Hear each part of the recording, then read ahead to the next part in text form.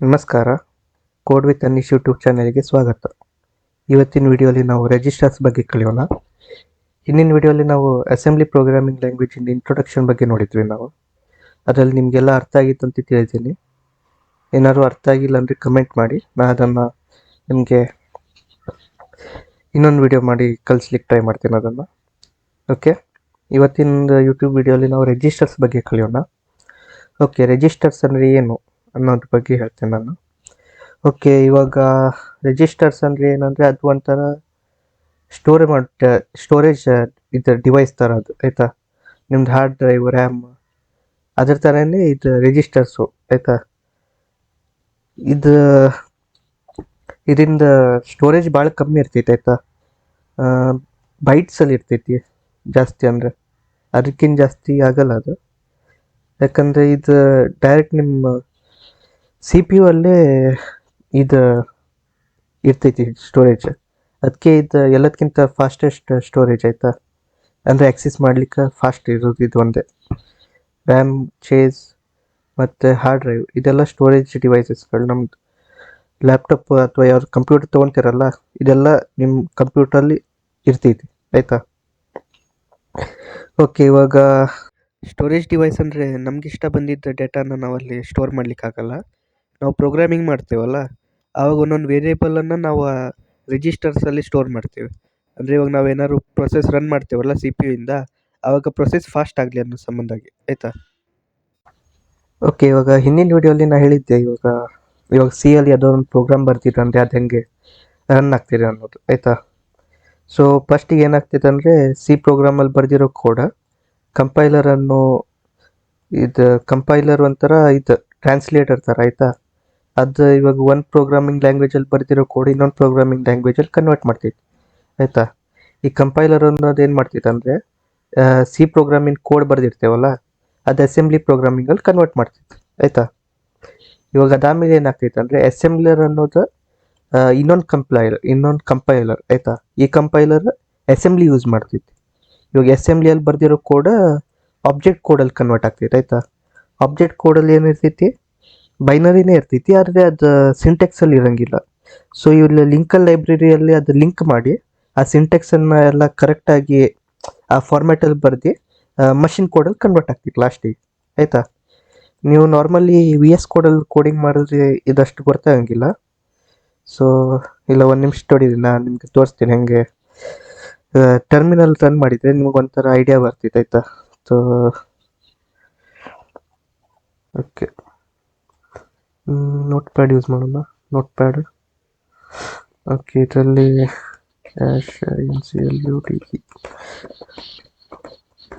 IO stream, okay. ಅದಾದಮೇಲೆ using space S T D semicolon, ಆಮೇಲೆ int main flower bracket. ಅದಾದಮೇಲೆ C out ಮಾಡೋಣ, print ಮಾಡೋಣ. ನಾವು ಇನ್ನೊಂದು ಪ್ರಿಂಟ್ ಮಾಡೋಣ, ಹಲೋ ವರ್ಲ್ಡ್, WRLD. ಇದು ಎಲ್ಲರದು ಫಸ್ಟ್ ಪ್ರೋಗ್ರಾಮ್ ಇದೆಯಲ್ಲ. ಯಾವ ಪ್ರೋಗ್ರಾಮಿಂಗ್ ಕಲ್ತ್ರಿ ಬರೆಯೋದಿದೆ. Okay, close. ಓಕೆ, ಇವಾಗ ಇದನ್ನು ಸೇವ್ ಮಾಡೋಣ ನಾವು. Save as. ಓಕೆ, ಒಂದು ಇದೇ ಫೋಲ್ಡರಲ್ಲಿ ನೋಡೋಣ. ಇವಾಗ ಕೋಡ್ ಮಾಡೋಣ, code.cpp ಅಂತ. ಸಿ ಪಿ ಪಿ ಅಂತ ಎಕ್ಸ್ಟಿಂಕ್ಷನ್ ಇಡಲೇಬೇಕು ನೀವು. ಅದು ಇಡಲಿಲ್ಲ ಅಂದರೆ ಅದು ಸಿ ಪ್ರೋಗ್ರಾಮ್ ಅಂತ ಗೊತ್ತಾಗಲ್ಲ. ಸಾರಿ, C++ ಅಂತ ಪ್ರೋಗ್ರಾಮ್ ಅಂತ ಗೊತ್ತಾಗಲ್ಲ. ಓಕೆ, ಸೇವ್ ಮಾಡೋಣ. ಇವಾಗ ನೀವು ಒಂದಾದ್ರು ಪವರ್ ಶೆಲ್ಲಿಂದ ರನ್ ಮಾಡೋದು, ಕಮಾಂಡ್ ಪ್ರಾಂಪ್ಟಿಂದ ರನ್ ಮಾಡೋದು. ನಾನು ಪವರ್ ಶೆಲ್ಲಿಂದ ಮಾಡ್ತಾ ಇದ್ದೀನಿ. ಇದಾದಮೇಲೆ ಇವಾಗ ಪಿ ಡಬ್ಲ್ಯೂ ಡಿ ಅಂದರೆ ಇವಾಗ ನಾವು ಕರೆಂಟ್ ಡೈರೆಕ್ಟರಿಯನ್ನು ಹೇಳ್ತೈತೆ. ಅಂದರೆ ಇವಾಗ ನಾವು ಯಾವ ಡೈರೆಕ್ಟರಿ ಇದ್ದೀವಿ ಅಂತ. ಇವಾಗ ನಾವು ಸಿ ಡ್ರೈವಲ್ಲಿ ಯೂಸರ್ ಅನ್ನೋ ಫೋಲ್ಡರಲ್ಲಿ ಇನ್ನೊಂದು ಫೋಲ್ಡರ್ ಐತಿ, NA499 ಅಂತ. ಆ ಫೋಲ್ಡರಲ್ಲಿ ಇದ್ದೇವೆ, ಆಯಿತಾ. ಇದು ಲಿನಕ್ಸ್ ಯಾರು ಗೊತ್ತೈತೆ ಅವ್ರಿಗೆಲ್ಲ ಗೊತ್ತಾಗ್ತೀನಿ ನಾನು ಏನು ಮಾಡ್ತಾಯಿದ್ದೀನಿ ಅಂತ. LS ಅಂದರೆ ಇವಾಗ NA499 ಯಾವುದೆಲ್ಲ ಫೈಲ್ಸ್ ಮತ್ತು ಫೋಲ್ಡರ್ಸ್ ಐತಲ್ಲ ಅದೆಲ್ಲನೂ ಲಿಸ್ಟ್ ಆಗ್ತೈತಿ. ಓಕೆ, ಇವಾಗ ನಮ್ದು ಸೇವ್ ಮಾಡಿದ್ದು ಫೈಲ್ ಡಿ ಡ್ರೈವಲ್ಲಿ ಐತಿ. ಅದಕ್ಕೆ ನಾವು ಡಿ ಡ್ರೈವಿಗೆ ಸ್ವಿಚ್ ಆಗೋಣ. D : ಬರ್ದು ಓಕೆ, ಇವಾಗ ನಾವು ಎಲ್ ಎಸ್ ಮಾಡಿದರೆ ಓಕೆ. ಇವಾಗ ಯೂಟ್ಯೂಬ್ ಕೋಡ್ ಈ ಫೈಲಲ್ಲಿ, ಸಾರಿ ಈ ಫೋಲ್ಡರಲ್ಲಿ ಇದೈತೆ, ಕೋಡ್ ಐತೆ ನಮ್ಮದು ರನ್ ಮಾಡುವಂಥದ್ದು. ಇವಾಗ ಸಿ ಡಿ ಯೂಟ್ಯೂಬ್ ಅಂತ ಬರ್ತೀವಿ ಅಂದರೆ ನಾನು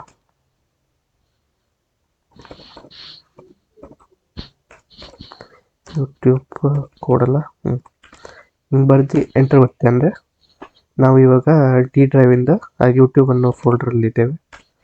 ಇವಾಗ ಎಲ್ ಎಸ್ ಮಾಡಿದರೆ ಓಕೆ, ಇಲ್ಲ ಐತೆ ನಮ್ಮ ಕೋಡ್ ಆಯಿತಾ. Code dot C P P ಅಂತ ಫೋಲ್ಡರ್ ಕೋಡ್ ಹೆಸರು ಆಯಿತಾ, ಸಾರಿ ಫೈಲ್ ಹೆಸರು. ಓಕೆ, ಇವಾಗ ಇಲ್ಲಿ code dot C P P ಅಂತ ಫೈಲ್ ಹೆಸರು ಐತೆ ನಮ್ಮದು. ಇವಾಗ ನಾವು ಇದನ್ನು ರನ್ ಮಾಡಬೇಕಲ್ಲ.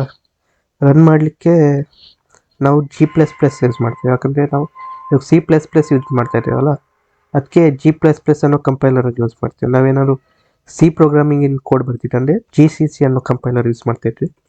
ಇವಾಗ ನಾವು G++ ಅನ್ನೋ ಕಂಪೈಲರ್ ಯೂಸ್ ಮಾಡೋಣ ಯಾಕಂದರೆ ನಾವು ಇದು C++ ಇನ್ ಕೋಡ್ ಬರ್ತೀವಲ್ಲ ಅದಕ್ಕೆ. ಓಕೆ, ಇವಾಗ ನಾವು ಯಾವ ಫೈಲನ್ನು ರನ್ ಮಾಡ್ಬೇಕಂತಿದ್ದೀರಲ್ಲ ಅದನ್ನ ಹೆಸರು ಬರೀಬೇಕಾ, code dot C P P. Okay, ಇದನ್ನು ರನ್ ಮಾಡ್ಬೇಕು ನಾವು.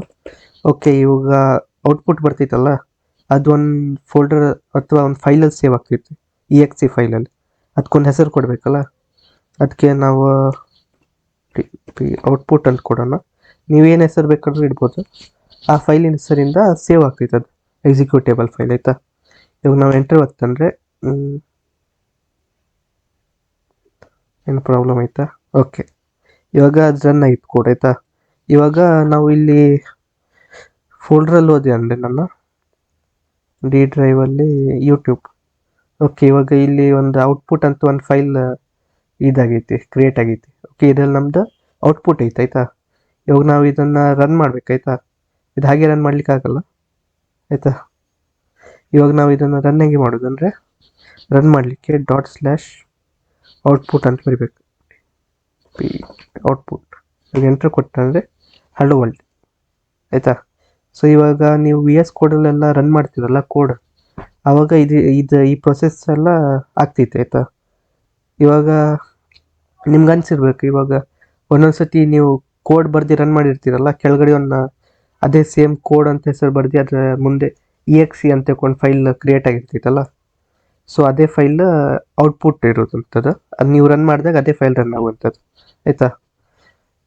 ಓಕೆ, ಇವಾಗ ಗೊತ್ತಾಯ್ತು ಅಂತ ತಿಳ್ಕೊಂಡೆ ನಾನು. ಓಕೆ, ನೀವು ಇದು ಟರ್ಮಿನಲ್ಲಿಂದ ಕೋಡ್ ಮಾಡೋದು ಒಳ್ಳೇದು ವಿ ಎಸ್ ಕೋಡ್ ಯೂಸ್ ಮಾಡೋಕ್ಕಿಂತ. ಯಾಕಂದರೆ ಟರ್ಮಿನಲ್ಲಿಂದ ಕೋಡ್ ಮಾಡೋದ್ರಿಂದ ನೀವೇ ಒಂದೊಂದು ಲೈನು ನೀವೇ ಬರಿತೀರಿ. ಇಲ್ಲಾಂದರೆ ನೀವು ವಿ ಎಸ್ ಕೋಡಲ್ಲಿ ಬರೆದ್ರೆ ನೀವು ಅದೇ ಸಜೆಷನ್ಸ್ ಎಲ್ಲ ಬರ್ತೈತಲ್ಲ, ಅದನ್ನ ಒಂದು ಸ್ವಲ್ಪ ನೀವು ಅದ್ರ ಮೇಲೆ ಡಿಪೆಂಡ್ ಆಗಿಬಿಡ್ತೀರ. ಅಂದರೆ ಇವಾಗ ವಿ ಎಸ್ ಕೋಡ್ ಇಲ್ಲ ಅಂದರೆ ನಿಮ್ಗೊಂದು ಸ್ವಲ್ಪ ಪ್ರಾಬ್ಲಮ್ ಆಗ್ಬೋದು ಬರೀಲಿಕ್ಕೆ ಹಾಗೆ. ಆದರೆ ಟರ್ಮಿನಲ್ಲಿಂದ ಕೋಡ್ ಮಾಡಿದ್ರೆ ನೀವು ಒಂದೊಂದು ಲೈನು ಕರೆಕ್ಟಾಗಿ ಬರೆಯೋದು ಕಲಿತೀವಿ. ಇವಾಗ ಒಂದೊಂದು ಸತಿ ಒಂದು ಸೆಮಿಕೋಲನ್ ಮಿಸ್ ಆಗ್ತೈತಿ, ಅದೆಲ್ಲ ಇರ್ತೈತಲ್ಲ, ಅದನ್ನ ನೀವು ಕಲಿಬೇಕು ಅದನ್ನೆಲ್ಲ ಆಯಿತಾ. ತುಂಬ ಒಳ್ಳೇದು ಲಿನಕ್ಸ್ ಆಯಿತಾ. ಯಾಕಂದ್ರೆ ಅದೊಂಥರ ಫುಲ್ ಸಿಸ್ಟಮಿಂದೆಲ್ಲ ನಿಮ್ಗೆ ಇದು ಬರ್ತೈತಿ, ಆಕ್ಸೆಸ್ ಸಿಗ್ತೈತಿ. ಕೋಡಿಂಗಿಗೆ ಒಳ್ಳೇದದು. ಇವಾಗ ನಾನು ಯಾಕೆ ಯೂಸ್ ಮಾಡ್ತೇನೆ ಅಂದರೆ, ವಿಂಡೋಸ್ ಯಾಕೆ ಯೂಸ್ ಮಾಡ್ತೇನೆ ಅಂದರೆ, ನಾನು ಲಿನಕ್ಸ್ ಯೂಸ್ ಮಾಡ್ಬೋದು, ಆದರೆ ನಾವು ಸ್ವಲ್ಪ ಜಾಸ್ತಿ ಗೇಮ್ ಆಡೋವಂಥವ್ರು ನಾವು. ಅದಕ್ಕೆ ಲಿನಕ್ಸಲ್ಲಿ ಒಂದು ಸ್ವಲ್ಪ ಕಾಂಪ್ಲೆಕ್ಸ್ ಐತೆ ಅದು, ಗೇಮಿಂದೆಲ್ಲ ಸೆಟ್ಟಿಂಗ್ ಎಲ್ಲ ಇದು ಮಾಡಲಿಕ್ಕೆ. ಅದಕ್ಕೆ ನಾನು ವಿಂಡೋಸನ್ನು ಪ್ರಿಫರ್ ಮಾಡ್ತೀನಿ. ಆದರೆ ಕೋಡಿಂಗಿಗೆ ನಾನು ಲಿನಕ್ಸೇ ಒಳ್ಳೇದು ನಾನು ಆಯಿತಾ. ನಾನು ಅದೇ ಯೂಸ್ ಮಾಡ್ತೀನಿ. ಇವಾಗ ನಾನು ಆರ್ಚ್ ಲಿನಕ್ಸ್ ಇನ್ಸ್ಟಾಲ್ ಮಾಡಿದ್ದೆ, ನಾನು ಅದನ್ನು ಯೂಸ್ ಮಾಡ್ತಾ ಇದ್ದೀನಿ. ಒಂದು ಸ್ವಲ್ಪ ಕಂಫರ್ಟೇಬಲ್ ಆಗಲಿಕ್ಕೆ ಒಂದು ಸ್ವಲ್ಪ ಟೈಮ್ ತೊಗೊತೀವಿ. ಸ್ಟಾರ್ಟಿಂಗಿಗೆ ನೀವು WSL ಯೂಸ್ ಮಾಡೋದು ಒಳ್ಳೆಯದು ಆಯಿತಾ.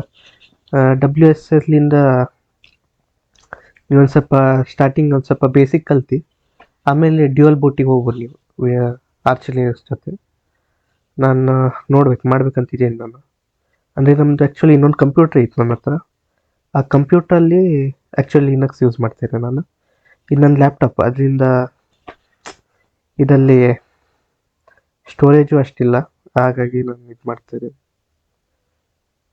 ಓಕೆ, ಇವಾಗ ನಾವು ರಿಜಿಸ್ಟರ್ಸ್ ಅಸೆಂಬ್ಲಿಯಲ್ಲಿ ಎಲ್ಲಿ ಯೂಸ್ ಆಗ್ತೈತಿ ಮತ್ತು ಅಸೆಂಬ್ಲಿ ಯಾಕೆ ಫಾಸ್ಟಾಗಿ ರನ್ ಆಗ್ತೈತೆ ಅನ್ನೋದ್ರ ಬಗ್ಗೆ ನಾವು ಕಲಿಯೋಣ ಇವಾಗ. ಇವಾಗ ನಿಮ್ಮ ಕಂಪ್ಯೂಟ್ರಲ್ಲಿ ನಾರ್ಮಲ್ ಆಗಿ ನೀವು ಕಂಪ್ಯೂಟರ್ ತೊಗೊತೀರಲ್ಲ, ಅದರಲ್ಲಿ ನೀವು ಕಂಪ್ಯೂಟ್ರಲ್ಲಿ ಸ್ಟೋರೇಜ್ ಡಿವೈಸ್ ಎಲ್ಲ ಇರ್ತೈತಿ ಆಯಿತಾ. ಇವಾಗ ಸ್ಟೋರೇಜ್ ಡಿವೈಸ್ ಅಂದರೆ ಹಾರ್ಡ್ವೇರ್ ಅಲ್ಲ, sorry, hard drive. Okay, hard drive ಅಂದರೆ ನಿಮ್ದು SSD ಮತ್ತು HDD ಇದೆಲ್ಲ ಬರ್ತೈತಿ. ಇದೊಂಥರ ರೋಮ್ ಆಯಿತಾ, ಅಂದರೆ ರೀಡ್ ಓನ್ಲಿ ಮೆಮೊರಿ ಆಯಿತಾ. ರೀಡ್ ಓನ್ಲಿ ಮೆಮೊರಿ ಇದು ಸ್ಟೋರ್ ಮಾಡಲಿಕ್ಕೆ ಯೂಸ್ ಮಾಡ್ತಾರೆ ಇದು. ಓಕೆ, ಆ್ಯಕ್ಚುಲಿ ಇದರಲ್ಲಿ ನಮ್ದು ಹಾರ್ಡ್ ಡ್ರೈವಲ್ಲಿ ನಮ್ದು OS ಇಂದ, ಆಪ್ರೇಟಿಂಗ್ ಸಿಸ್ಟಮಿಂದ ಬೂಟ್ ಆಗ್ಬೋದು ಹೆಂಗೆ, ಅದರಿಂದೆಲ್ಲ ಏನಂತಾರೆ ಅದು ಪ್ರೊಸೆಸಿಂಗ್ ಬಗ್ಗೆ ಎಲ್ಲ ಇದರಲ್ಲಿ ಇರ್ತೈತಿ ರೋಮಲ್ಲಿ. ಹಾಗಾಗಿ ನಾವು ಇದನ್ನು ಯೂಸ್ ಮಾಡ್ತೇವೆ ಬೂಟ್ ಮಾಡೋ ಟೈಮಿಗೆ. ಮತ್ತು ಸ್ಟೋರೇಜಿಗೆ ನಮ್ದು ನಾರ್ಮಲ್ ಆಗಿ ಇವಾಗ ಏನೋ ಸ್ಟೋರ್ ಮಾಡ್ತಾ ಇದ್ದೀವಲ್ಲ, ಇವಾಗ ಆ್ಯಪ್ಸ್ ರನ್ ಮಾಡ್ತಾ ಇದ್ದೀವಿ, ಅದೆಲ್ಲ ಇದ್ರಲ್ಲಿ ಸ್ಟೋರ್ ಆಗ್ತಾ ಇತ್ತು ಆಯಿತಾ. ಓಕೆ, ಇವಾಗ ನೆಕ್ಸ್ಟ್ ರ್ಯಾಮ್ ಅಂದರೆ ರ್ಯಾಂಡಮ್ ಆ್ಯಕ್ಸೆಸ್ ಮೆಮೊರಿ ಆಯಿತಾ. ಇದೊಂಥರ ಫಾಸ್ಟೆಸ್ಟ್ ಮೆಮೊರಿ ಆಯಿತಾ. ಅಂದರೆ ಇದಕ್ಕಿಂತ ಇದು ಸ್ಟೋರೇಜ್ ಡಿವೈಸ್ಗಿಂತ ಇದು ಫಾಸ್ಟ್ ಐತಿ. ಇದು ಮದರ್ ಬೋರ್ಡಲ್ಲೇ ಕುಳಿಸಿರ್ತಾರೆ, ಇದು ಮದರ್ ಬೋರ್ಡಲ್ಲೇ ಇರ್ತೈತೆ ಆಯಿತಾ. ಎರಡು ಮದರ್ ಬೋರ್ಡಲ್ಲೇ ಇರುವಂಥದ್ದು. ಆದರೆ ಇದು ಫಾಸ್ಟ್ ಇರ್ತೈತೆ, ಯಾಕಂದರೆ ಇದು ರೀಡ್ ಮತ್ತು ರೈಟಿಂಗ್ಗೆ ಒಳ್ಳೆಯದಿದು ಆಯಿತಾ. ಇವಾಗ ನಾ ಇದು ಯೂಸ್ ಮಾಡ್ತಿದ್ದೀನಲ್ಲ, ಇವಾಗ OBS ಯೂಸ್ ಮಾಡ್ತಾ ಇದ್ದೀನಿ, ಜೊತೆಗೆ ಇದನ್ನು ಯೂಸ್ ಮಾಡ್ತಾ ಇದ್ದೀನಿ, ವರ್ಡನ್ನು ಆಯಿತಾ. ಸೊ ಹಂಗೆ ಬೇರೆ ಬೇರೆ ಆ್ಯಪ್ಸೆಲ್ಲ ಯೂಸ್ ಮಾಡ್ತಾ ಇರ್ತೀರಲ್ಲ ನೀವು, ಇವಾಗ ಅದೆಲ್ಲ ಅದಷ್ಟೇ ರನ್ ಆಗ್ತೈತೆ ಆಯಿತಾ. ಮತ್ತು ಬಾಕಿದು ಇವಾಗ ನನ್ನ ಹತ್ರ ಬೇರೆದೆಲ್ಲ ಐತಿ. ಇವಾಗ ಮೇಲ್ ಆ್ಯಪ್ ಐತಿ, ಫೈಲ್ ಎಕ್ಸ್ಪ್ಲೋರರ್ ಐತಿ, ಅದೆಲ್ಲ ನಮ್ದು ರೋಮಲ್ಲಿ ಸ್ಟೋರ್ ಆಗಿರ್ತೈತೆ, ಆದರೆ ಅದು ಯೂಸ್ ಆಗ್ತಾ ಇರೋಂಗಿಲ್ಲ. ಇವಾಗ ನಾವು ನಾರ್ಮಲಿ ಇವಾಗ ಯಾವ್ದು ಯೂಸ್ ಮಾಡ್ತಾ ಇದ್ದೀವಲ್ಲ, ಅದೆಲ್ಲ ನಮ್ದು ರ್ಯಾಮಿಂದ ರನ್ ಆಗ್ತೈತೆ ಆಯಿತಾ. ಇವಾಗ ರ್ಯಾಮ್ ಇಲ್ಲದೆ ಯಾವುದೋ ಅಪ್ಲಿಕೇಶನ್ ರನ್ನೇ ಆಗಲ್ಲ ನಿಮ್ಮದು ಆಯಿತಾ. ಹಾಗೆ ಇವಾಗ ಇದೊಂಥರ ಫಾಸ್ಟ್, ಇದಕ್ಕಿಂತ ಹಾರ್ಡ್ ಡ್ರೈವ್ಗಿಂತ ರ್ಯಾಮ್ ಫಾಸ್ಟ್ ಆಗಿರ್ತೈತಿ. ಎರಡು ಮದರ್ ಬೋರ್ಡಲ್ಲೇ ಇರ್ತೈತಿ, ಆದರೆ ಹಾರ್ಡ್ ಡ್ರೈವಿನ ಸ್ಟೋರೇಜ್ ಜಾಸ್ತಿ ಇರ್ತೈತಿ, ರ್ಯಾಮಿನ ಸ್ಟೋರೇಜ್ ಕಮ್ಮಿ ಇರ್ತೈತಿ, ಆದರೆ ಫಾಸ್ಟ್ ಇದ್ದು ರ್ಯಾಮ್ ಇರ್ತೈತಿ ಆಯಿತಾ. ಓಕೆ, ಇವಾಗ ರ್ಯಾಮ್ ಆದಮೇಲೆ ಕ್ಯಾಶೆ ಮೆಮೊರಿ ಬರ್ತೈತಿ. ಇದು ಕ್ಯಾಶೆ ಮೆಮೊರಿ ಏನಂದರೆ ಇದು ಒಂಥರ ಸ್ಟೋರೇಜ್ ಡಿವೈಸ್ ಥರನೇ, ಆದರೆ ಇದು ಎಲ್ಲಿರ್ತೈತೆ ಅಂದರೆ ಇದು ಒಂಥರ ಇವಾಗಿಂದ ಮಾಡರ್ನ್ ಕಂಪ್ಯೂಟರ್ಸಿಗೆಲ್ಲ CPU ಒಳಗಡೆನೇ ಬಿಲ್ಟ್ ಇನ್ ಬರ್ತೈತಿ. ಮೊದಲಿನ ಕಂಪ್ಯೂಟರ್ಸ್ ಇತ್ತಲ್ಲ ಅದರಲ್ಲೆಲ್ಲ ಮದರ್ ಬೋರ್ಡಲ್ಲಿ ಬರ್ತಿತ್ತು ಆಯಿತಾ. ಇವಾಗ CPU ಒಳಗೆ ಬರ್ತಿತ್ತು ಅಂದರೆ ಇದು ರಿಜಿಸ್ಟರ್ ಯಾಕೆ ಯೂಸ್ ಆಗ್ತೈತಿ ಅಂತ ಕೇಳ್ಬೋದು ನೀವು. ಇದು ರಿಜಿಸ್ಟರ್ ಯಾಕೆ ಯೂಸ್ ಆಗ್ತೈತೆ ಅಂದರೆ ಅದು CPU ಇಂದ ಎಕ್ಸಿಕ್ಯೂಷನ್ ಸೆಕ್ಷನಲ್ಲಿ ಐತಿ, ಇದು ಎಕ್ಸಿಕ್ಯೂಷನ್ ಸೆಕ್ಷನಿನ ಪಕ್ಕದಲ್ಲಿ ಐತಿ ಆಯಿತಾ, ಕ್ಯಾಶೆ ಮೆಮೊರಿ. ಅದಕ್ಕೆ ಇದು ಒಂದು ಸ್ವಲ್ಪ ಸ್ಲೋ ಐತಿ ಅದು ರಿಜಿಸ್ಟರ್ಗಿಂತ. ಏನು ಸ್ಟೋರ್ ಆಗ್ತಿತ್ತು ಅಂದರೆ ಇವಾಗ ನೀವು ಲಾಸ್ಟಾಗಿ ಏನೇನು ಆಕ್ಸೆಸ್ ಮಾಡಿರ್ತೀರಲ್ಲ ಅದ್ರ ಇನ್ಫಾರ್ಮೇಷನ್ ಸ್ಟೋರ್ ಆಗಿರ್ತಿತ್ತು ಇದ್ರೊಳಗೆ. ಇವಾಗ ತಡೀರಿ, ಓಕೆ, ಇವಾಗ ನಾನು ಬ್ರೇವ್ ಓಪನ್ ಮಾಡ್ತೀನಿ ಆಯಿತಾ. ತಡೀರಿ, ಇವಾಗ ನಿಮ್ಗೆ ಇಲ್ಲಿ ಟ್ಯಾಬ್ಸ್ ಎಲ್ಲ ಕಾಣ್ತಾ ಇತ್ತಲ್ಲ ಮೇಲ್ಗಡೆ, ಈ ಟ್ಯಾಬ್ಸ್ ಎಲ್ಲ ಹೆಂಗೆ ಓಪನ್ ಆಯ್ತು ಅಂದರೆ ಈ ಬ್ರೌಸರಿಗೆ ಹೆಂಗೆ ಗೊತ್ತಾಯ್ತು ಇದೆಲ್ಲ ಟ್ಯಾಬ್ಸ್ ಓಪನ್ ಮಾಡಿದ್ದೆ ನಾನು ಅಂತ. ಅದೆಲ್ಲ ಕ್ಯಾಶೆ ಮೆಮೊರಿಯಲ್ಲಿ ಸ್ಟೋರ್ ಆಗಿರ್ತೈತಿ. ಅಲ್ಲಿಂದ ಇವಾಗ ಇದು ರ್ಯಾಮಿಂದ ರನ್ ಆದಾಗ ಅದೆಲ್ಲ ಕ್ಯಾಶೆ ಮೆಮೊರಿಯಿಂದ ಇದು ಪ್ರೊಸೆಸನ್ನೆಲ್ಲ ರಿಟ್ರೀವ್ ಮಾಡಿ ಅದನ್ನು ತೋರಿಸ್ತೈತಿ ಇಲ್ಲಿ ಆಯಿತಾ. ಇದು ಕ್ಯಾಶೆ ಮೆಮೊರಿ ರ್ಯಾಮ್ಗಿಂತ ಫಾಸ್ಟ್ ಆಗಿರ್ತೈತಿ ಮತ್ತು ಸ್ಟೋರೇಜು ಕಮ್ಮಿ ಆಗಿರ್ತೈತಿ ಆಯಿತಾ. ಇವಾಗ ನಿಮಗೆ ಇದು ಕ್ಯಾಶೆ ಮೆಮೊರಿ ಬಗ್ಗೆ ಅರ್ಥ ಆಗಿಲ್ಲ ಅಂದರೆ ಟೆನ್ಷನ್ ತೊಗೊಬೇಡಿ, ಇದ್ರ ಮೇಲೆ ನಾನು ಇನ್ನೊಂದು ಫುಲ್ ಕಂಪ್ಲೀಟ್ ವಿಡಿಯೋ ಇದು ಕ್ಯಾಶೆ ಮೆಮೊರಿ ಮೇಲೆ ಮಾಡಿ ಹಾಕ್ತೇನೆ. ಅದರಲ್ಲಿ ನಿಮಗೆ ಒಂದು ಸ್ವಲ್ಪ ಕ್ಲಿಯರಾಗಿ ಅರ್ಥ ಆಗ್ತೈತೆ ಆಯಿತಾ. ಅದರಲ್ಲಿ ಒಂದು ಸ್ವಲ್ಪ ಡೀಪಾಗಿ ಕಲಿಸ್ತೇನೆ ನಿಮಗೆ ಇದ್ರ ಬಗ್ಗೆ ಆಯಿತಾ. ಓಕೆ, ಇವಾಗ ಕ್ಯಾಶೆ ಆದಮೇಲೆ ರಿಜಿಸ್ಟರ್ಸ್ ಅನ್ನೋದು ಬರ್ತೈತಿ. ಇವಾಗ ರಿಜಿಸ್ಟರ್ಸ್ ಎಲ್ಲದಕ್ಕಿಂತ ಸ್ಮಾಲೆಸ್ಟ್ ಸ್ಟೋರೇಜ್ ಆಯಿತಾ, ಎಲ್ಲದಕ್ಕಿಂತ ಕಮ್ಮಿ ಸ್ಟೋರ್ ಮಾಡ್ಲಿಕ್ಕೆ ಆಗುವಂಥದ್ದು ಇದರಲ್ಲಿ. ಇದು CPU ಒಳಗಡೆನೇ ಬರ್ತೈತಿ ಇದು ಆಯಿತಾ. ಇವಾಗ ನಿಮ್ಮ CPU ಇರ್ತೈತಲ್ಲ, ಇವಾಗ ಇಂಟೆಲ್, AMD, NVIDIA ಅದರಿಂದೆಲ್ಲ CPU ಒಳಗಡೆನೇ ಇದು ರಿಜಿಸ್ಟರ್ಸ್ ಅನ್ನೋದು ಇರ್ತೈತಿ. ಇದರಿಂದ ಸ್ಟೋರೇಜ್ ತುಂಬ ಕಮ್ಮಿ ಆಯಿತಾ. ಇದರಿಂದ ಸ್ಟೋರೇಜ್ ನೀವು ಚೆಕ್ ಮಾಡ್ಬೋದು ಒಂದ್ಸತಿ, ನಾನು ತೋರಿಸ್ತೀನಿ ನಿಮಗೆ. ಸೆಟ್ಟಿಂಗ್ಸಲ್ಲಿ ಹೋಗ್ರಿ ನೀವು, ಸಿಸ್ಟಮಿಗೆ ಬರ್ರಿ, ಫುಲ್ ಕೆಳಗೆ ಬಂದರೆ ಅಬೌಟ್ ಸೆಕ್ಷನಿಗೆ ಹೋದರೆ ಇಲ್ಲಿ ಓಕೆ ಇಲ್ಲಿ ಐತಿ 64 ಬಿಟ್ ಅಂತ ಆಯಿತಾ. ಇವಾಗ ನನ್ನ ಕಂಪ್ಯೂಟರ್ 64 ಬಿಟ್ಟಿಂದು ಆಯಿತಾ. ಇವಾಗ 64 ಬಿಟ್ ಅಂದರೆ ಇವಾಗ ಕ್ಯಾಲ್ಕುಲೇಟರ್ ಓಪನ್ ಮಾಡೋಣ ನಾವು. ಓಕೆ, 64 ಡಿವೈಡೆಡ್ ಬೈ 4 ಓಕೆ 16 ಆಯಿತಾ. ಇವಾಗ ನನ್ನ ಕಂಪ್ಯೂಟರ್ 16 ಬೈಟ್ಸಿಂದು ಆಯಿತಾ. ಇವಾಗ 16 ಬೈಟ್ಸ್ ಅಂದರೆ 16 ಬೈಟ್ಸಿಂದು ಅಥವಾ 64 ಬಿಟ್ಸ್ ಎರಡೂ ಒಂದೇ ಆಗ್ತೈತೆ ಆಯಿತಾ. ಏನದ್ರಲ್ಲಿ ಅಷ್ಟೇ ಡಿಫ್ರೆನ್ಸ್ ಇಲ್ಲ. ಅಂದರೆ ನಾರ್ಮಲಿ ಒಂದು ಬೈಟ್ ಅಂದರೆ 4 ಬಿಟ್ಸ್ ಆಯಿತಾ. ಅದಕ್ಕೆ ಇವಾಗ 4 ಡಿವೈಡ್ ಮಾಡಿ ನಾನು 16 ಬೈಟ್ಸಿಂದ ಆಗಿರ್ತೈತಿ. ಇವಾಗ ಹಾಗೆ ನಾವು ನೋಡಿದ್ರೆ 64 ಬಿಟ್ಸಿಂದ ಆಯಿತಾ.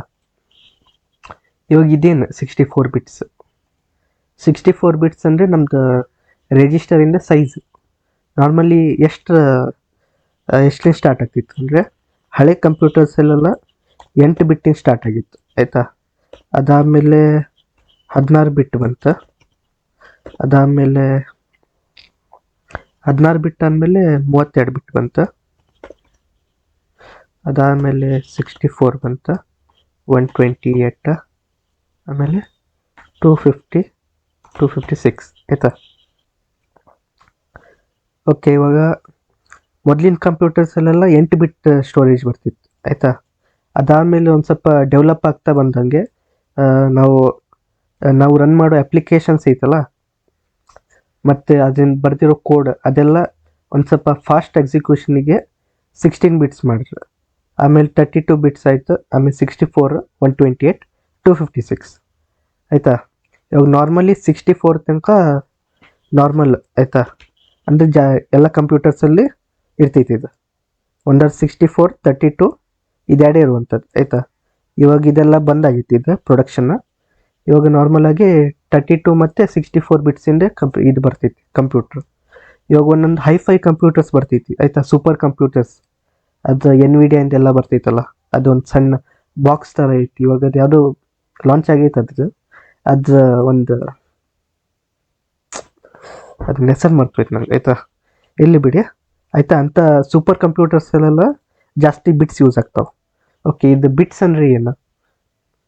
ಬಿಟ್ಸ್ ಅಂದರೆ ಒಂಥರ ಅದು ಸ್ಟೋರೇಜ್ ಆಯಿತಾ. ಓಕೆ, ಇವಾಗ ಇದನ್ನ ಸ್ಟೋರೇಜ್ ಬಗ್ಗೆ ಹೇಳ್ತೀನಿ ನಾನು. ಇವಾಗ ತನಕ ಕಂಡುಹಿಡಿದಿರೋದು ಎಲ್ಲಕ್ಕಿಂತ ಸ್ಮಾಲೆಸ್ಟ್ ಸ್ಟೋರೇಜ್ ಅಂದರೆ ಬಿಟ್ ಆಯಿತಾ. ಇವಾಗ ಒಂದು ಬಿಟ್ ಎಲ್ಲದಕ್ಕಿಂತ ಸ್ಮಾಲೆಸ್ಟ್ ಸ್ಟೋರೇಜ್ ಆಯಿತಾ.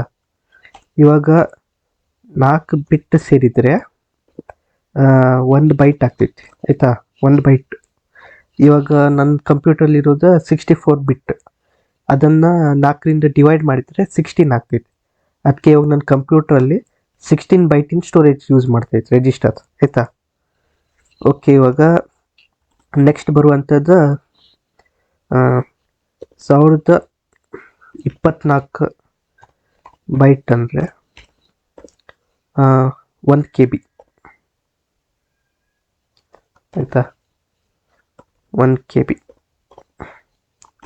ಇವಾಗ 1024 ಆಯಿತಾ. 1024 KB ಅಂದರೆ ಕಿಲೋ ಬೈಟ್ ಸೇರಿದರೆ 1 MB ಆಗ್ತೈತಿ ಆಯಿತಾ. ಇವಾಗ ಮತ್ತದು 1024 ಹಾಕಿದರೆ MB ಸೇರಿದರೆ 1 GB ಆಗ್ತೈತಿ ಆಯಿತಾ. ಸೊ ಹಿಂಗೆ ಸ್ಟೋರೇಜ್ ಪ್ರೊಸೆಸರ್ಸ್ ಆಯಿತಾ. ಫಸ್ಟ್ 1 ಬಿಟ್ ಎಲ್ಲದಕ್ಕಿಂತ ಸ್ಮಾಲೆಸ್ಟ್ ಆಗಿರುವಂಥದ್ದು. 1 ಬೈಟ್ ಅಂದರೆ 4 ಬಿಟ್. 1 KB ಅಂದರೆ 1024 ಬೈಟ್. ಆಮೇಲೆ 1 MB ಅಂದರೆ 1024 KB. ಆಮೇಲೆ 1 GB ಅಂದರೆ 1024 MB ಆಯಿತಾ. ಹಾಗೆ ಮುಂದೆ ಹೋಗ್ತೈತಿ. ಆಮೇಲೆ TV ಬರ್ತೈತಿ, ಹಾಗೆ ಮುಂದೆ ಹೋಗ್ತೈತಿ ಎಲ್ಲನೂ ಆಯಿತಾ. ಇವಾಗ ನಮಗೆ ಇಲ್ಲಿ ತನಕ ಗೊತ್ತಿದೆ ಸಾಕು. ಓಕೆ, ಇವಾಗ ನಾವು ಯೂಸ್ ಮಾಡ್ತಾ ಇರೋದು 64 ಬಿಟ್ಟಿನ ಕಂಪ್ಯೂಟರ್. ನೀವು ಬೇರೆದು ಯೂಸ್ ಮಾಡ್ತಾ ಇರೋದು 32 ಬಿಟ್ಟಿಂದ ಯೂಸ್ ಮಾಡ್ತಾ ಇರ್ಬೋದು, ಯಾವುದಾದ್ರು ಯೂಸ್ ಮಾಡ್ತಾ ಇರ್ಬೋದು ಆಯಿತಾ. ಆದರೆ ಇವಾಗ ನಾವು 64 ಬಿಟ್ಟಿಂದ ಯೂಸ್ ಮಾಡ್ತಾ ಇರೋದು ಆಯಿತಾ ನಾನು. ಓಕೆ, ಹಿಂಗೆ ಮುಂದೆ ಹೋಗ್ತಾ ಇರ್ತೈತಿ. ಓಕೆ, ಇವಾಗ ನಾರ್ಮಲ್ ಆಗಿ ರಿಜಿಸ್ಟರ್ಸ್ 8 ಬಿಟ್, 16 ಬಿಟ್, 32 ಬಿಟ್, 64 ಬಿಟ್, 128 ಮತ್ತು 256 ಬಿಟ್ ಆಯಿತಾ. ಇದಿಷ್ಟು ಟೈಪಲ್ಲಿ ಬರ್ತೈತಿ. ಫಸ್ಟ್ ಆ 8 ಮತ್ತು 16 ಬಿಟ್ಟಿಂದ ಕಂಪ್ಯೂಟರ್ಸ್ ಇವಾಗ ಬರೋಂಗಿಲ್ಲ, ಎಲ್ಲ ಹಳೆ ಕಾಲದಾಗ ಬರ್ತಿತ್ತು ಆಯಿತಾ. ಇವಾಗ 32 ಮತ್ತು 64 ಬಿಟ್ಟಿಂದ ನಾರ್ಮಲ್ ಆಗಿ ಎಲ್ಲ ಕಂಪ್ಯೂಟರ್ಸಲ್ಲಿ ಇರ್ತೈತಿ. ಮತ್ತು ಒಂದೊಂದು ಅಡ್ವಾನ್ಸ್ಡ್ ಸೂಪರ್ ಕಂಪ್ಯೂಟರ್ಸಲ್ಲೆಲ್ಲ 128 256 ಬಿಟ್ಟಿಂದೆಲ್ಲ ರಿಜಿಸ್ಟರ್ಸ್ ಇರ್ತೈತಿ ಆಯಿತಾ. ಇವಾಗ ಇದು ಸ್ಟೋರೇಜ್ ಎಲ್ಲ ಎಲ್ಲಿ ಹೆಂಗೆ ಯೂಸ್ ಆಗ್ತೈತೆ ಅನ್ನೋ ಬಗ್ಗೆ ನಾನು ಮುಂದೆ ಹೇಳ್ತೇನೆ ಆಯಿತಾ. ಸೊ ಇವಾಗ ಇಷ್ಟು ಗೊತ್ತಿದ್ರೆ ಸಾಕು ನಿಮಗೆ ಆಯಿತಾ. ಇವಾಗ ರಿಜಿಸ್ಟರ್ಸ್ ಎಲ್ಲದಕ್ಕಿಂತ ಫಾಸ್ಟ್, ಅದೇ ಇದು ಕಮ್ಮಿ ಸ್ಟೋರೇಜ್ ಯೂಸ್ ಮಾಡ್ತೀವಿ ಆಯಿತಾ. ನಾರ್ಮಲಿ ಬಿಟ್ಸಲ್ಲಿ ಇರ್ತೈತೆ ಸ್ಟೋರೇಜ್ ಇದರಿಂದ. ಅದಾದಮೇಲೆ ಇದಕ್ಕಿಂತ ಸ್ವಲ್ಪ ಸ್ಲೋ ಕ್ಯಾಶೆ ಮೆಮೊರಿ ಇರ್ತೈತಿ. ಇದೊಂದು ಸ್ಟೋರೇಜ್ ರಿಜಿಸ್ಟರ್ಸ್ಗಿಂತ ಜಾಸ್ತಿ ಇರ್ತೈತಿ. ಆಮೇಲೆ ನೆಕ್ಸ್ಟ್ ಬರ್ತೈತಿ ರ್ಯಾಮ್ ಆಯಿತಾ. ರ್ಯಾಮ್ ಅನ್ನೋದು ಇದಕ್ಕಿಂತ ಸ್ಲೋ ಇರ್ತೈತಿ ಆಯಿತಾ. ಕ್ಯಾಶೆಗಿಂತ ಸ್ಲೋ ಇರ್ತೈತಿ, ಆದರೆ ಸ್ಟೋರೇಜ್ ಜಾಸ್ತಿ ಇರ್ತೈತಿ. ಆಮೇಲೆ ನೆಕ್ಸ್ಟ್ ಹಾರ್ಡ್ ಡ್ರೈವ್ ಬರ್ತೈತಿ. ಹಾರ್ಡ್ ಡ್ರೈವು ರ್ಯಾಮ್ಗಿಂತ ಸ್ಲೋ ಇರ್ತೈತಿ, ಆದರೆ ಸ್ಟೋರೇಜ್ ಜಾಸ್ತಿ ಬರ್ತೈತಿ ಆಯಿತಾ. ಇವಾಗ ಏನಂದರೆ, ಇವಾಗ ನಮ್ಮ ಅಸೆಂಬ್ಲಿ ಪ್ರೋಗ್ರಾಮಿಂಗ್ ಲ್ಯಾಂಗ್ವೇಜ್ ಎಲ್ಲ ರಿಜಿಸ್ಟರ್ಸ್ ಯೂಸ್ ಮಾಡ್ತೈತಿ. ಅದರಿಂದ ಇದೆಲ್ಲದಕ್ಕಿಂತ ಫಾಸ್ಟಾಗಿ ರನ್ ಆಗುವಂಥದ್ದು ಆಯಿತಾ. ಇನ್ನು ನಾರ್ಮಲ್ CPU ಅಲ್ಲಿ ಬರೆದಿರ್ತಾರಲ್ಲ, ಅದಕ್ಕೋಸ್ಕರ ಇದೆಲ್ಲ ಬೇರೆ ಬೇರೆ ಟೈಪ್ಸಲ್ಲಿ ಬರ್ತೈತೆ ಅಸೆಂಬ್ಲಿ ಆಯಿತಾ. ಬೇರೆ ಬೇರೆ ಟೈಪ್ಸ್ ಯಾವುದಂದರೆ, ಓಕೆ, ಇವಾಗ ಬೇರೆ ಬೇರೆ ಟೈಪ್ ಆಫ್ ಕಂಪ್ಯೂಟರ್ಸಿಗೆ ಬೇರೆ ಬೇರೆ ಅಸೆಂಬ್ಲಿ ಲ್ಯಾಂಗ್ವೇಜಸ್ ಯೂಸ್ ಆಗ್ತವೆ ಆಯಿತಾ. ಅಂದರೆ ಅಸೆಂಬ್ಲಿ ಲ್ಯಾಂಗ್ವೇಜ್ ಒಂದೇ ಟೈಪ್ ಇನ್ನಿಲ್ಲ, ಬೇರೆ ಬೇರೆ ಟೈಪ್ಸಲ್ಲಿ ಐತಿ. ಇವಾಗ ನಾವು ಯೂಸ್ ಮಾಡುವಂಥದ್ದು x86/x64 ಆಯಿತಾ. ಈ ಅಸೆಂಬ್ಲಿಯನ್ನು ಯೂಸ್ ಮಾಡ್ತೇವೆ ನಾವು, ಅಸೆಂಬ್ಲಿ ಲ್ಯಾಂಗ್ವೇಜನ್ನು ಆಯಿತಾ. ಬೇರೆ ಬೇರೆ ಪ್ರೋಗ್ರಾಮಿಂಗ್ ಲ್ಯಾಂಗ್ವೇಜಸ್ಸು ಐತಿ, ಬೇರೆ ಬೇರೆ ಅಸೆಂಬ್ಲಿ ಟೈಪ್ಸು ಐತಿ ಆಯಿತಾ. CMPLY ಟೈಪ್ಸ್ ಅಂತೇಳಿ ಆಯಿತಾ. ಇವಾಗ ನಾವು ಯೂಸ್ ಮಾಡ್ತಾ ಇರೋದು x86/64 ಆಯಿತಾ, ಈ ಪ್ರೋಗ್ರಾಮಿಂಗ್ ಲ್ಯಾಂಗ್ವೇಜ್.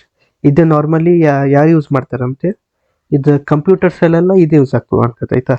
ಅಂದರೆ ಇಂಟೆಲ್ ಮತ್ತು AMD ಅವ್ರದ್ದು ಪ್ರೊಸೆಸರ್ಸ್ ಇರ್ತೈತಲ್ಲ, ಆ ಕಂಪ್ಯೂಟರ್ಸ್ ಎಲ್ಲ x86/64 ಇಂದ ಇದು ಪ್ರೋಗ್ರಾಮಿಂಗ್ ಲ್ಯಾಂಗ್ವೇಜ್ ಯೂಸ್ ಮಾಡುವಂಥದ್ದು ಆಯಿತಾ. ಇವಾಗ ಇನ್ನೊಂದು ಪ್ರೋಗ್ರಾಮಿಂಗ್ ಲ್ಯಾಂಗ್ವೇಜ್ ಅಸೆಂಬ್ಲಿ ಅಂತಂದರೆ ARM ಅಂತ ಬರ್ತೈತಿ. ARM ಇದೆಲ್ಲ ಮೊಬೈಲಲ್ಲೇ, ಟ್ಯಾಬ್ಲೆಟ್ಸಲ್ಲಿ ಅದರಲ್ಲೆಲ್ಲ ಯೂಸ್ ಆಗ್ತೈತೆ ಆಯಿತಾ. ನೆಕ್ಸ್ಟ್ ಬರುವಂಥದ್ದು MIPS ಅಂತ. ಇದು MIPS ಎಲ್ಲಿ ಯೂಸ್ ಆಗ್ತೈತೆ ಅಂದರೆ, ಇದರಲ್ಲಿ ಯೂಸ್ ಆಗ್ತೈತಿ, ಎಲ್ಲಿ ಎಂಬೇಡೆಡ್ ಸಿಸ್ಟಮ್ಸ್ಗಳಲ್ಲಿ, ಅಂದರೆ ವಾಷಿಂಗ್ ಮಷೀನಲ್ಲಿ ಮತ್ತು ಕಾನ್ಸೋಲ್ಸ್, ಮೊದಲಿನ ಗೇಮಿಂಗ್ ಕಾನ್ಸೋಲ್ ಎಲ್ಲ ಬರ್ತಿತ್ತಲ್ಲ ಅದರಲ್ಲೆಲ್ಲ ಯೂಸ್ ಆಗ್ತೈತಿ. ಮತ್ತು ನಿಮ್ದು ವೈಫೈ ಅಡಾಪ್ಟರ್ಸ್ ಬರ್ತೈತಲ್ಲ ಅದರಲ್ಲೆಲ್ಲ ಯೂಸ್ ಆಗ್ತೈತೆ ಆಯಿತಾ. MIPS ಆಯಿತಾ, ಎಲ್ಲ ಆಗ್ತೈತಿ ಯೂಸ್. EMBADD ಎಂಬೇಡೆಡ್ ಸಿಸ್ಟಮ್ ಅಲ್ಲ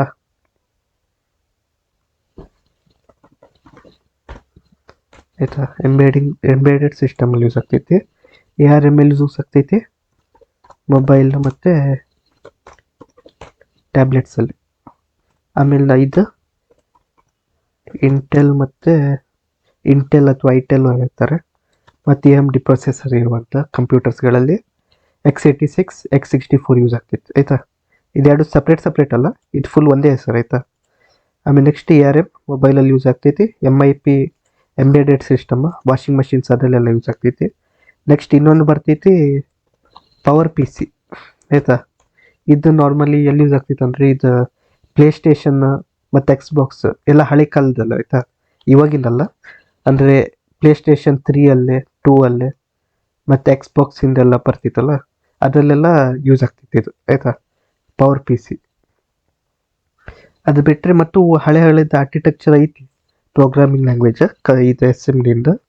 ಆದರೆ ಇವಾಗ ಸದ್ಯಕ್ಕೆ ಯೂಸ್ ಆಗುವಂಥದ್ದು ಇದು 4 ಆಯಿತಾ, ಇದು 3. ಇದು ಇವಾಗ ಅಷ್ಟು ಯೂಸ್ ಆಗ್ತಾ ಇಲ್ಲ, ಪ್ಲೇಸ್ಟೇಷನ್ 3 ಲಾಸ್ಟ್ ಬಂದಿದ್ದು ಆಯಿತಾ. ಇದೆಲ್ಲ ಟೈಪ್ಸ್ ಆಫ್ ಕಂಪ್ಯೂಟರ್, ಇದು ಅಸೆಂಬ್ಲಿ ಲ್ಯಾಂಗ್ವೇಜ್ ಆಯಿತಾ.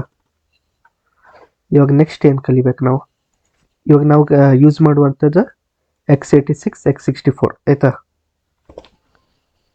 ಆಯಿತಾ. ಓಕೆ, ಇವಾಗ ನಿಮ್ಗೆ ಗೊತ್ತಾಗಿರ್ತೈತಲ್ಲ ಇವಾಗ ರಿಜಿಸ್ಟರ್ಸ್ ಯಾಕೆ ಯೂಸ್ ಆಗ್ತೈತಿ ಅಸೆಂಬ್ಲಿಯಲ್ಲಿ ಅಂತ.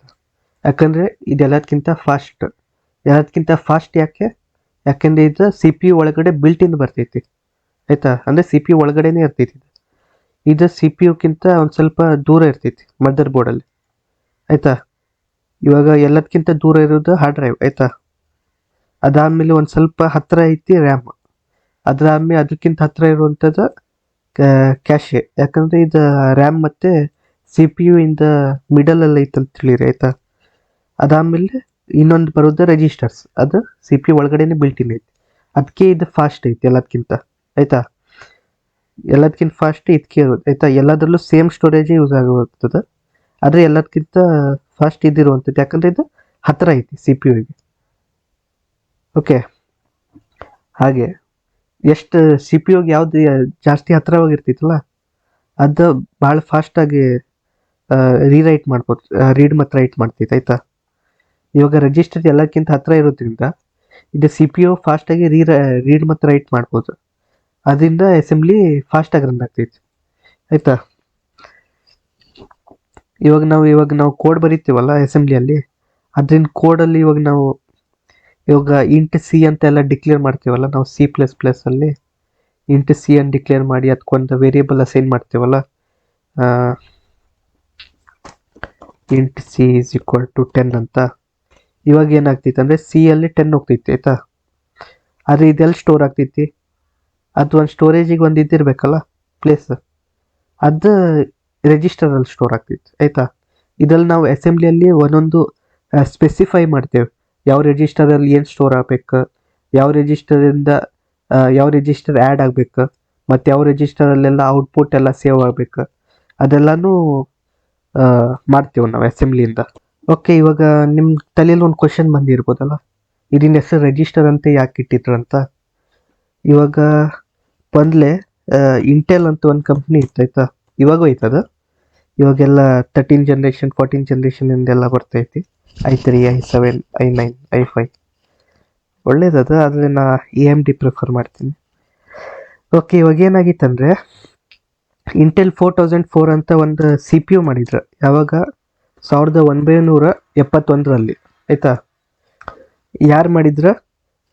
ಫೆಡಿರಿಕೋ, ಆಯಿತಾ. ಫೆಡಿರಿಕೋ ಅಂತ ಒಬ್ರಿದ್ರು, ಅವ್ರು ಇದನ್ನು ಮಾಡಿದ್ರು, ಆಯಿತಾ. ಇಂಟೆಲ್ 4004 ಅಂತ. ಇದರಲ್ಲಿ ಕಮ್ಮಿ ಇತ್ತು, ಆಯಿತಾ. 4 ಬಿಟ್ ಯೂಸ್ ಆಗಿತ್ತು, ಆಯಿತಾ. ಓಕೆ, ಇವಾಗ ಫೆಡಿರಿಕೋ ಇದ್ದಲ್ಲ, ಅವನೊಂದು ಟೀಮನ್ನು ಲೀಡ್ ಮಾಡ್ತಾ ಇದ್ದ. ಆ ಟೀಮ್ ಎಲ್ಲರೂ ಸೇರಿ ಇವಾಗ ಇಂಟೆಲ್ 4004 ಅನ್ನೋ ಒಂದು ಸಿ ಪಿ ಯು ಅನ್ನು ಬಿಲ್ಟ್ ಮಾಡಿದ್ರು ಅವರು, ಆಯಿತಾ. ಆ ಸಿ ಪಿ ಯು ಒಳಗೆ ರಿಜಿಸ್ಟರ್ಸನ್ನು ಫಸ್ಟ್ ಟೈಮ್ ಯೂಸ್ ಮಾಡಿರೋದು, 4 ಬಿಟ್ಟಿನ ರಿಜಿಸ್ಟರ್ ಯೂಸ್ ಮಾಡಿದ್ರು, ಆಯಿತಾ. ಓಕೆ, ಇವಾಗ ನಿನ್ನ ಹೆಸರು ರಿಜಿಸ್ಟರ್ ಅಂತ ಯಾಕೆ ಬಂತಂದರೆ, ಇವಾಗ ಅಂದರೆ ರಿಜಿಸ್ಟರ್ ಅಂದರೆ ಏನು? ಅದೇ ರಿಜಿಸ್ಟರ್ ಅಂದರೆ ಇವಾಗ ಒಂದು ಕಡೆ ಇನ್ಫಾರ್ಮೇಷನ್ ಸ್ಟೋರ್ ಮಾಡೋದು, ಅದನ್ನು ಬೇಕಾದಾಗ ರಿಟ್ರೀವ್ ಮಾಡೋದು, ಅದಕ್ಕೆ ರಿಜಿಸ್ಟರ್ ಅಂತ ಕರೀತಾರೆ ಅಲ್ಲ. ಅಂದರೆ ಇವಾಗ ನಿಮ್ಮ ಸ್ಕೂಲಲ್ಲೆಲ್ಲ ಟೀಚರ್ ಎಲ್ಲ ಅಟೆಂಡೆನ್ಸ್ ತೊಗೊತಾರಲ್ಲ, ಅಂದರೆ ಒಂದೊಂದಾಗಿ ಹೆಸರು ಕರೀತಾರೆ, ಯಾರು ಪ್ರೆಸೆಂಟ್ ಇದ್ದಾರೆ ಅವ್ರದ್ದು ಹೆಸರು ಮುಂದೆ P ಅಂತ ಬರೀತಾರೆ, ಆಬ್ಸೆಂಟ್ ಇದ್ದರೆ A ಅಂತ ಬರೀತಾರೆ, ಆಬ್ಸೆಂಟ್ ಅಂತ. ಹಾಗೆಯೇ ಅಂದರೆ ಅದ್ರಲ್ಲಿ ಏನು ಮಾಡ್ತಾ ಇದ್ದೀರಿ ಅಂದರೆ ಇನ್ಫಾರ್ಮೇಷನ್ ಸ್ಟೋರ್ ಮಾಡ್ತಾ ಇದ್ದೀರಲ್ಲ, ಆಯಿತಾ. ಅಂದರೆ ಒಂದೇ ಕಡೆ ಸ್ಟೋರ್ ಮಾಡ್ತಾರೆ, ಅಂದರೆ ಕ್ಯಾಟಗರಿ ವೈಸ್ ಸ್ಟೋರ್ ಮಾಡ್ತಾರೆ, ಅಂದರೆ ಪ್ರೆಸೆಂಟ್ ಇದ್ದರೆ ಪ್ರೆಸೆಂಟ್, ಆಬ್ಸೆಂಟ್ ಇದ್ದರೆ ಆಬ್ಸೆಂಟ್, ಅಂದರೆ ಹಂಗೆ ಕ್ಯಾಟಗರಿ ಐತಲ್ಲ. ಹಾಗೆ ಇದೆ ರಿಜಿಸ್ಟರ್ಸಲ್ಲಿ ಏನೈತೆ ಅಂದರೆ, ನೀವು ಒಂದು ರಿಜಿಸ್ಟರ್ ಇರ್ತೈತಿ, ಅದರಲ್ಲಿ ನೀವು ಬರೀ ಒಂದು ಯಾವ್ದಾದ್ರು ಒಂದು ವೇರಿಯೇಬಲ್ ಸ್ಟೋರ್ ಮಾಡ್ಲಿಕ್ಕೆ ಅಷ್ಟೇ ಆಗ್ತೈತಿ, ಅದು ಬಿಟ್ಟರೆ ಏನು ಮಾಡ್ಲಿಕ್ಕೆ ಆಗಲ್ಲ. ಇನ್ನೊಂದು ರಿಜಿಸ್ಟರ್ ಇರ್ತೈತಿ, ಅದ್ರಲ್ಲಿ ಬರೀ ಔಟ್ಪುಟ್ ಅಷ್ಟೇ ಸ್ಟೋರ್ ಮಾಡ್ಲಿಕ್ಕೆ ಆಗ್ತೈತಿ. ಆಮೇಲೆ ಇನ್ನೊಂದು ರಿಜಿಸ್ಟರ್ ಇರ್ತೈತಿ, ಅದರಲ್ಲಿ ಬರೀ ಇವಾಗ ಲಾಸ್ಟ್ ಟಾಸ್ಕ್ ನೀವೇನು ಪರ್ಫಾರ್ಮ್ ಮಾಡಿದ್ರಲ್ಲ ಅದ್ರಿಂದ ಇನ್ಫಾರ್ಮೇಷನ್ ಇರ್ತೈತಿ. ಹಾಗೆ ಇದೆಲ್ಲ ಒಂಥರ ಇನ್ಫಾರ್ಮೇಷನ್ ಇರ್ತೈತಿ, ಅಂದರೆ ನೀವು ಏನಾದ್ರು ಪ್ರೊಸೆಸ್ ರನ್ ಮಾಡ್ತಿರಲ್ಲ ಅದರಿಂದ ಎಲ್ಲ ಇನ್ಫಾರ್ಮೇಷನ್ ಎಲ್ಲ ಸಿಸ್ಟಮೆಟಿಕ್ ಆಗಿ ಸ್ಟೋರ್ ಆಗ್ತಾ ಇರ್ತೈತೆ, ಆಯಿತಾ. ಒಂದೊಂದು ಕಡೆ ಒಂದೊಂದು ಇನ್ಫಾರ್ಮೇಷನ್ ಸ್ಟೋರ್ ಆಗ್ತೈತಿ. ಅದ್ರ ಬಗ್ಗೆ ನಾನು ನೆಕ್ಸ್ಟ್ ಕ್ಲಾಸಲ್ಲಿ ಹೇಳ್ತೀನಿ, ಆಯಿತಾ. ನೆಕ್ಸ್ಟ್ ಕ್ಲಾಸಲ್ಲಿ ನಾವು ರಿಜಿಸ್ಟರ್ಸ್ಗಳ ಟೈಪ್ ಬಗ್ಗೆ ಕಲಿಯೋಣ, ಆಯಿತಾ. ರಿಜಿಸ್ಟರ್ ಬೇರೆ ಬೇರೆ ಟೈಪ್ಗಳಿದೆ, ಆಯಿತಾ. ಟೋಟಲ್ 14 ಟೈಪ್ಸ್ ಏನೋ ಐತೆ ಅದರಲ್ಲಿ, ಅದ್ರ ಬಗ್ಗೆ ನಾವು ನಾಳೆ ಕಲಿಯೋಣ, ಆಯಿತಾ. ಓಕೆ, ಇವತ್ತಿನ ಕ್ಲಾಸಲ್ಲಿ ಇಷ್ಟೇ. ನಿಮಗೆಲ್ಲ ಅರ್ಥ ಆಯ್ತು ಅಂತ ತಿಳ್ಕೊಂಡೇನೆ. ಏನೋ ಅರ್ಥ ಆಗಿಲ್ಲ ಅಂದರೆ ಕಮೆಂಟ್ ಮಾಡಿ. ಮತ್ತು ನನ್ನ ಟೀಚಿಂಗಲ್ಲಿ ಏನಾದ್ರು ನಿಮಗೆ ಇದು ಮಾಡಬೇಕಂದ್ರೆ ಬದಲಾವಣೆ ಮಾಡಲಿಕ್ಕೆ ಇತ್ತಂದರೆ ನೀವೊಂದು ಸಜೆಷನ್ ಬಿಡಿ, ಆಯಿತಾ, ಕಮೆಂಟ್ ಸೆಕ್ಷನಲ್ಲಿ. ನಾನು ಅದನ್ನು ಯೂಸ್ ಮಾಡ್ತೀನಿ, ಆಯಿತಾ. ಸ್ವಲ್ಪ ಗಂಟ್ಲು ಹಾಳಾಗಿಬಿಟ್ಟೈತಿ, ಚಳಿ ಅಲ್ಲ. Okay, thank you. ನಿಮಗೆ ಈ ವಿಡಿಯೋ ಇಷ್ಟ ಆಗೈತೆ ಅಂತ ತಿಳ್ಕೊತೇನೆ, ಮತ್ತು ಎಲ್ಲ ಅರ್ಥ ಆಗೈತೆ ಅಂತಲೂ ತಿಳ್ಕೊತೇನೆ. ಆಯಿತಾ? Okay, thank you, by.